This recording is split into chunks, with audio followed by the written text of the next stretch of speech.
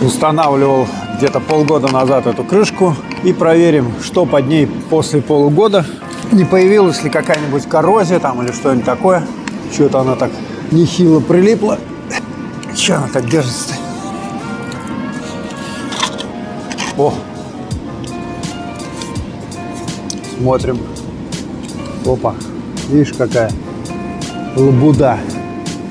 Так что хрен знает, надо эти крышки одевать или нет. Вон, видишь? С одной стороны ботинком ты сотрешь, а с другой стороны, если крышку поставить, будет вот такая вот коррозия. Я решил снять эту крышку, так как пускай лучше затирается, чем окисляется.